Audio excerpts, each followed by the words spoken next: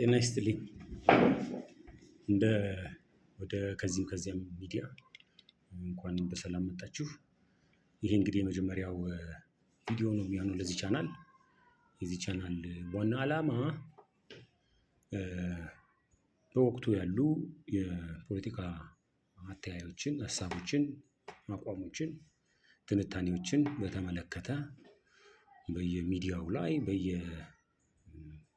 ሰው የተሰበሰበባቸው አካባቢዎች ፕራይቬትም ይሁን ፐብሊክ የሚነሱ ሀሳቦችን በዚህ ሚዲያ ላይ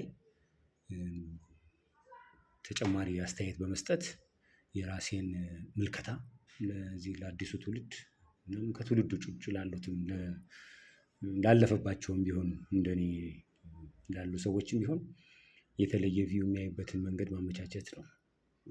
ዋነኛው ዓላማዬ አሁን ያለውን ነባራዊ ሁኔታ መዳሰስ ኢትዮጵያ በዚህ የፖለቲካ ምህዳር ውስጥ ያላትን ተጋላጭነት በመጥፎ ጎን እንዲቀንስ በሚያስችል ሁኔታ አስተዋጽኦ ማድረግ ነው።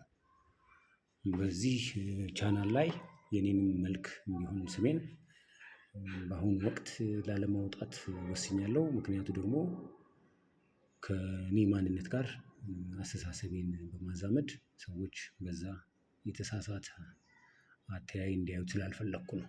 ጊዜው ሲደርስ እና ወቅቱ ሲመጣ ራሴን በአደባባይ ገልጬ ሀሳቦችን እኔ ማስተላለፌን እና ለሀሳቦቼም ሀላፊነት እንደምወስድ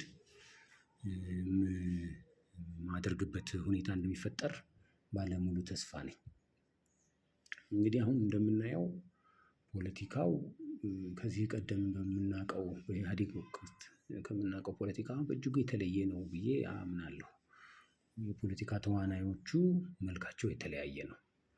በኢህአዴግ ጊዜ አክቲቭሊ ፖለቲካ ውስጥ ኢንቮልቭ ያደርጉ የነበሩ ሰዎች ዛሬ የፖለቲካ ኢንቮልቭመንታቸውን ወይም ትተውታል፣ አለበለዚያ ደግሞ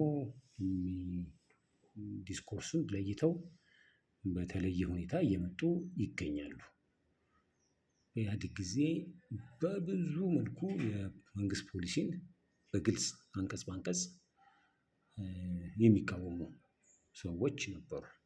አንቀጽ በአንቀጽ እየለዩ ከህገ መንግስቱ ካሉ በታች ካሉ ህጎችም ፖሊሲዎችም አሰራሮችም አንፃር የኢህአዴግን መንግስት በተጨባጭ የሚሞግቱ ለዛም አማራጭ ሀሳብ የሚያቀርቡ የነበሩ ሀሳቦች በጣም በእጅጉ ይገኙ ነበረ። አሁን ግን ስናየው ሰዎች መንግስትን በተጨባጭ ሁኔታ ካለው ፖሊሲ ካለው ህጎች አንፃር ከማየት ይልቅ በአጠቃላይ አንድ ሰውን ብቻ የሁሉ ነገር ፈላጭ ቆራጭ አድርገው እሱን አውሬ እሱን ሀገሪቱን የማይጠቅም ሀገሪቱን ወደ ገደል የሚከት የሚለውን እንኳን መልስ በማይመልሱበት ሁኔታ ጽንፍ ይዘው ተቃውሟቸውን ገፍተውበት ይገኛሉ። ስለዚህ ይህንን በተጨባጭ ማስረጃ ማቅረብ እንኳን ባይቻል እነሱ በሚያቀርቡት ሀሳብ እና በተጻራሪ ወገን ባለው ደግሞ መንግስትን እየመራ ያለው አካል በሚያቀርበው ሀሳብ መካከል ያሉትን ልዩነቶች እየፈተሹ አቋም ለመያዝ በሚያስችል መልኩ ሚዲያውን እንዳሰሳለን ማለት ነው።